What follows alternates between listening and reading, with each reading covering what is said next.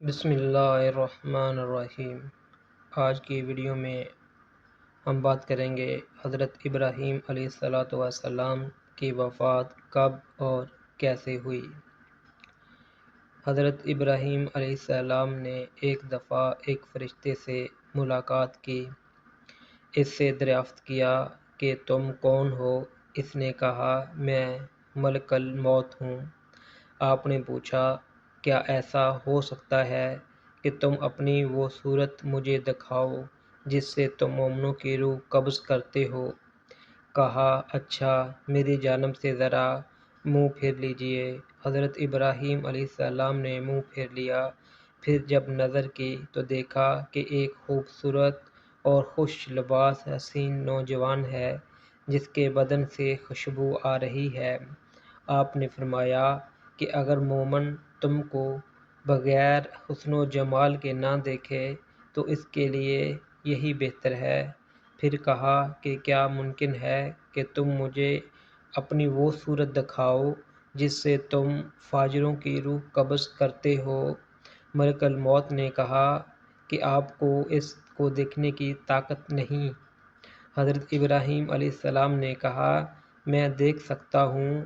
کہا بہتر ہے کہ میری جانب سے آپ منہ پھیر لیجئے۔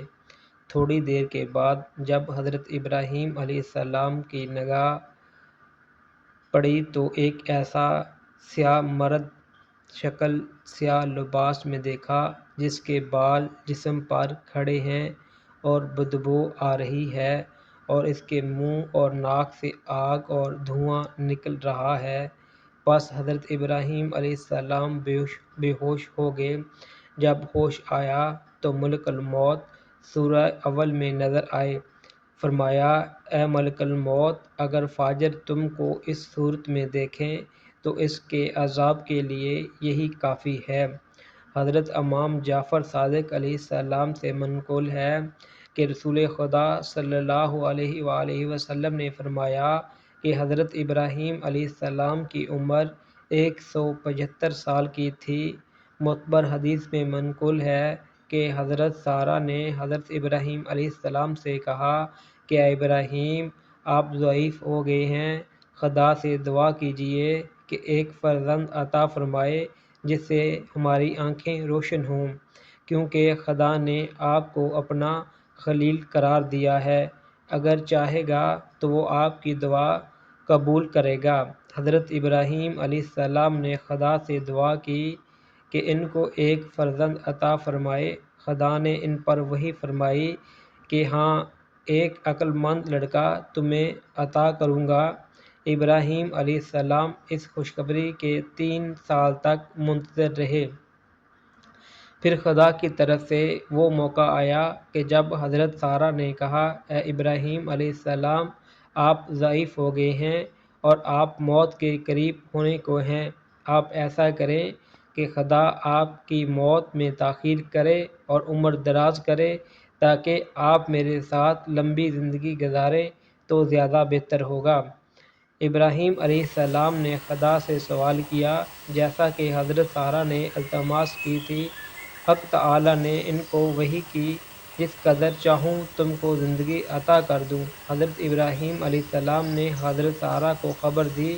انہوں نے کہا خدا سے دعا کیجئے کہ جب تک آپ خود موت کے طالب نہ ہوں آپ کو موت نہ آئے۔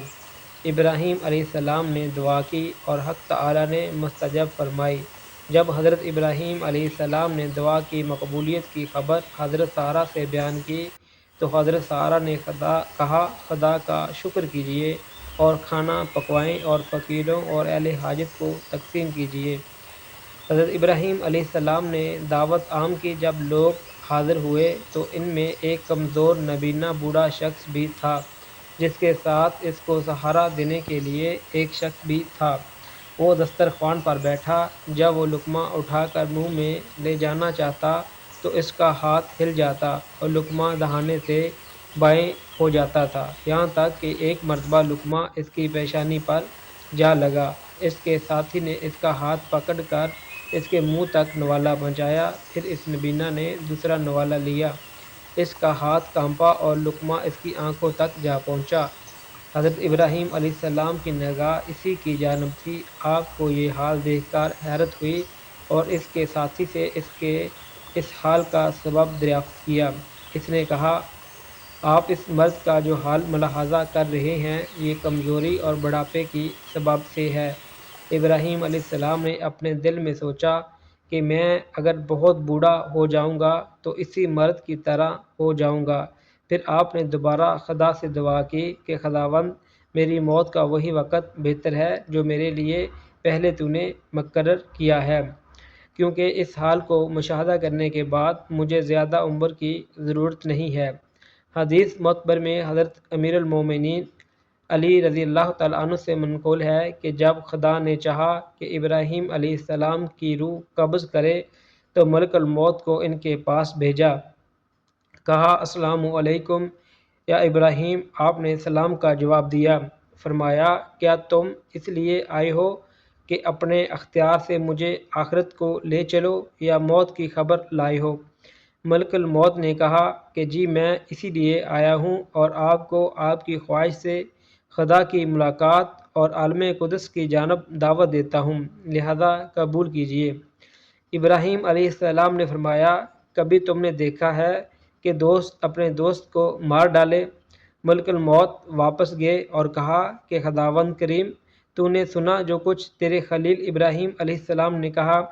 پھر اللہ نے ان کو وحی کی کہ ابراہیم علیہ السلام کے پاس جاؤ اور کہو کہ کبھی تم نے دیکھا ہے کہ کوئی دوست اپنے دوست کی ملاقات کو ناپسند کرے؟ دوست وہ ہے جو اپنے دوست کی ملاقات کا آرزو مند ہو۔ یہ سن کر حضرت ابراہیم علیہ السلام راضی ہو گئے، اور جب آپ علیہ السلام مناسک حج سے فارغ ہو کر شام کی جانب واپس گئے تو وہیں آپ کی روح مقدس عالم قدس کی جانب روانہ ہو گئی۔